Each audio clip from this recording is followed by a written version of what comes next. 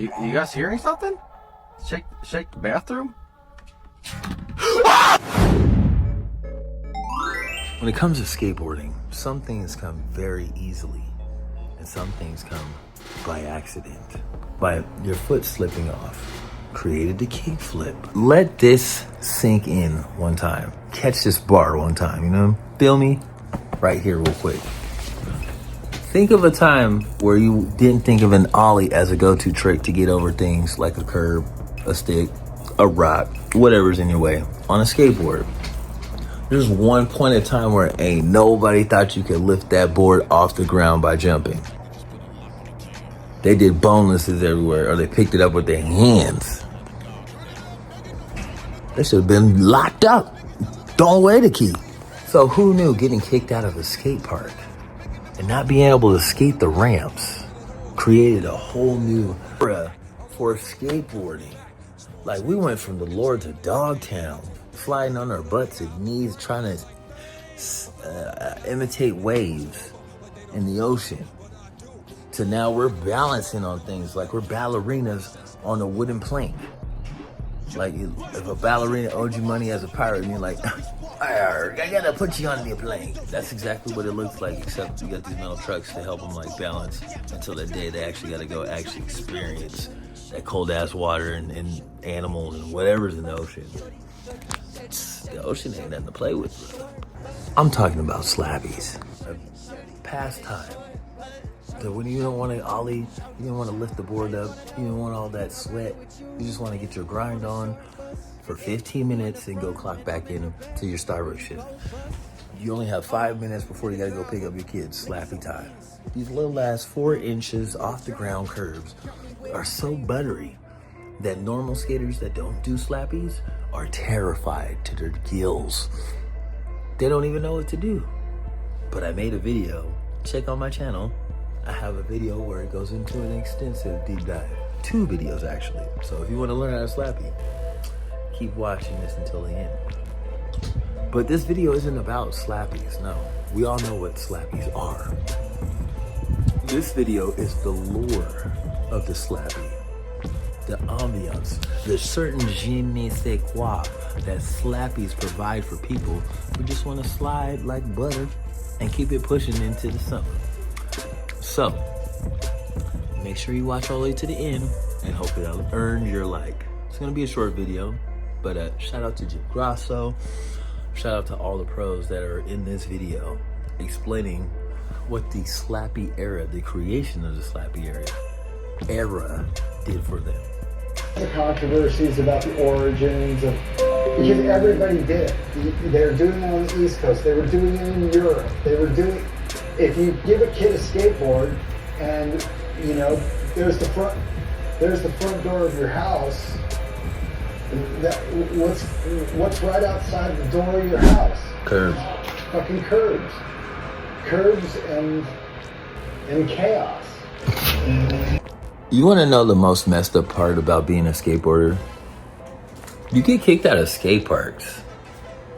How do you get kicked out of a skate park when it's built for what you have? Anyway, if it wasn't for us being some nuisance or some riffraffs, slappies would not be invented. Literally, that's how slappies were invented. They were kicked out of the skate park that you had to pay for back in the day. Yeah, you guys get it free now. And proceeded to skate the curbs out front. And not just skate the curbs, but kind of ride on it like a wave. I was today years old when I found out that John Lucerno, the owner of Black Label Skateboards, was the first to ever do the slappies back in 1987. I don't know how many years that is off the top of my head, but it's a lot. And shout out to John for doing all that. Probably didn't feel like ollieing. His big toe probably hurt. I don't know. But it's something practical that always brings out these new tricks. I'm telling you. This is what I see with these eyes. These eyes are seeing. Hence the slappy that everybody's doing when they want to. Because I thought everybody's going to do it all the time. I thought everybody knew this stuff because of YouTube. And I was sorely mistaken. It took me an 8-month journey to like get it all down. But now that I have the knowledge, There ain't no stopping me, baby. You try to stop me, but there ain't no stopping me. And you can see my slappy tutorial that I broke it down. It's like a 10, 20-minute video. It's on my channel. Tap in, check it out. But right now, it's just the hype of the slappy and how they became how it did. And Grosso, RIP, rest his soul, went over it in his love letters video. So we're gonna go ahead and dive into that. And if you like this, hopefully I earned your like at the end of the video. Don't like it till the end of the video. And if you make it to the end, Lord of mercy, you're gonna make me pass out because I got asthma. Shit. I'm sure the ceremony. The front of the door was right here at the rear. You'd walk straight in here to the front door. The arcade was on this side, the first shop was on that side. Me and my friend Richard, we had kicked down the skate park just for being total idiots. And so we just started skating the curbs in front of the skate park. These curbs, they're the same. Original curbs. There's John's little, ask you later. I tend to always wonder, what is the origins of things that we do on a natural daily basis?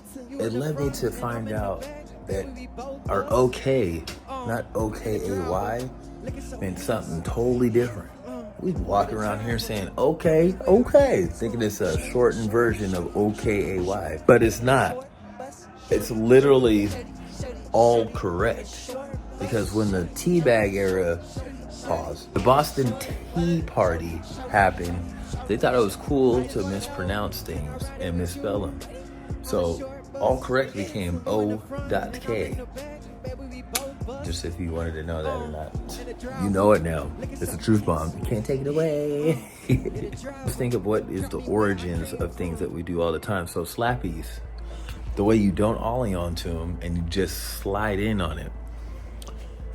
How did that happen? Was the guy going like to a grocery store and he was like, I really don't feel like ollieing. Let me lift my board up. And then all of a sudden he did a backside 5-0 grind, slappy style. Is it easier to do feebles with? But I imagine the origin stories was the old guy just like, I'm really tired, I don't feel like ollieing. And he just gently lifts up the board. Imagine like, the old guy's like, oh man, I still gotta get to the house, but I don't feel like ollieing. And you like, lift this thing up like, and then all of a sudden he's like, shh. He just held on to that thing. It was like, oh, it came out like that. People come out like that, feet in a straight line, steezy. Thought it felt hella cool, looked hella cool. Probably got some questions from some kids like, hey, what's that? And he's like, oh, slappy. Like, that's what I figured the origin story would be, but hey, it's not as cool. Some dudes just got kicked out and started slapping right in front of the skate park. Now, why would you kick kids out of the skate park in the 90s? I don't know. People were weird, even in the 80s. Even nowadays, but not as weird. I don't know. We need to be thinking about these things. That critical thinking stuff is the thing. You gotta critically think about yourself so, things don't happen. Be your own self-advocate. But hey, it's all about slappies. We don't talk about nothing but them slappies. The slappies became not just a single grind like a backside grind or a frontside grind. Basically, slappies was a curb dance, a challenge of balance. The more you could stick grinds, transition in from a Smith to a feeble to a board slide, pop out, yank over, with no yanking it over and doing spine transfers, it showed how much board control you had. And that's what I'm trying to learn, you know what I mean? Because there's a lot of slappy curves out here, but I'm trying to... But on a shape deck like they used to do in the early 90s. Because I want to keep the past alive so that we can elevate that much more. And look like that, this guy. You know what I mean? When we just like learn, slappies is greater than what we perceive. This is the face you get. Now, if you enjoy skateboarding and seeing little essays like this on different tricks that we do, or slappy or grinds, or just about the whole culture that I've been into for about the last 20 years, then tap in. Make sure you like and subscribe. Follow me on all social media platforms, even Instagram. We're booming over there. But I'm trying to get it monetized over here on YouTube so that we can open up a storefront for the skate shop, have y'all come in and get your custom decks. Working on those processes right now, so it's just me, a man with a dream bestowed upon me by another man, and then everything changed to just helping out the next person figure things out and make life a little bit easier. So that's what your subscription will go to, your likes will go to. It'll help for the shirts, for a kid to learn how to do the shirts, a kid to learn how to make their own board, and ultimately have the knowledge to keep them going, even if they don't have, you know, X amount of dollars to go buy the X amount, you know, the super new deck that just came out. They'll have that intrinsic knowledge that'll keep them going for years to come, and they can help the next person out. So it's like a alchemic, intrinsic community thing that I'm trying to build here. So be a part of the fishbowl. And if you're a part of the select few that stayed to the end of the video, like I asked you at the beginning, next video I will be showing you the drywall screw trick to make sure your slappy sticks, or those, show you how to get these into the deck and they'll never come out. No matter how hard you skate, no matter how many stair sets you hit, you'll never hear that rattle and you'll never have a gap. And this is an old 1986 trick that I learned from the OGs. So if you want to see that video and see how to tap in those rails and never have them come out, and you don't need adhesive like that, put drywall in the comments. These are gonna be awesome. But anyway, make sure you like and subscribe if you enjoyed this, and I'll catch you on the next video. Goodbye.